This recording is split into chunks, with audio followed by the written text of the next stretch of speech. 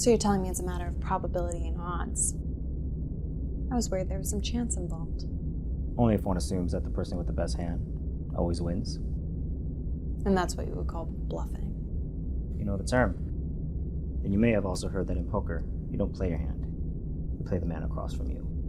And you're good at reading people. Which is why I've been able to detect the undercurrent of sarcasm in your voice. I am now assured our money is in good hands. From which one might surmise you aren't overwhelmingly supportive of this plan of action. So there is a plan. I was worried we were risking $10 million and hundreds of people's lives on a game of luck. What else can you surmise? About you? Well, your beauty is a problem.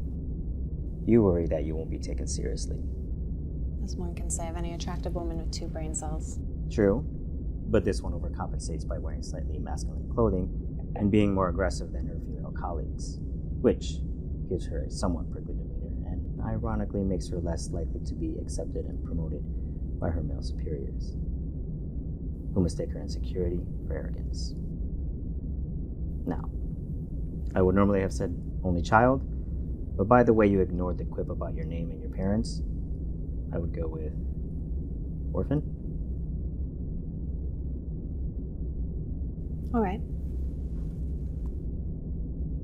By the cut of your suit, you went to Oxford or wherever you think people actually dress like that, but you wear it with such disdain that my guess is you didn't actually come from money, and your school chums rub that in your face every day, which means you were at that school by the grace of someone else's charity, hence the chip on your shoulder. And since your first thought about me ran to orphan, that's what I'd say you are. Oh, you are.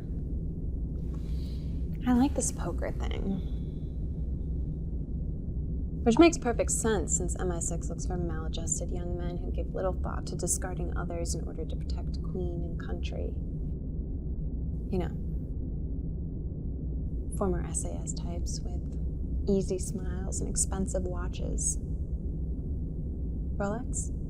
Omega. Beautiful. Now, having just met you, I wouldn't go as far as calling you a cold-hearted bastard. Of course not.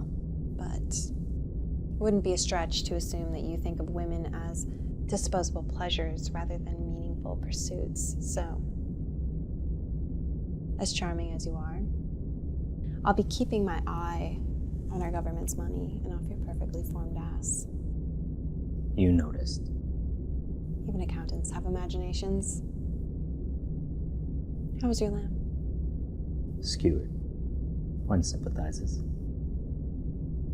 Good evening, Mr. Strand. Good evening, Miss LaRauf.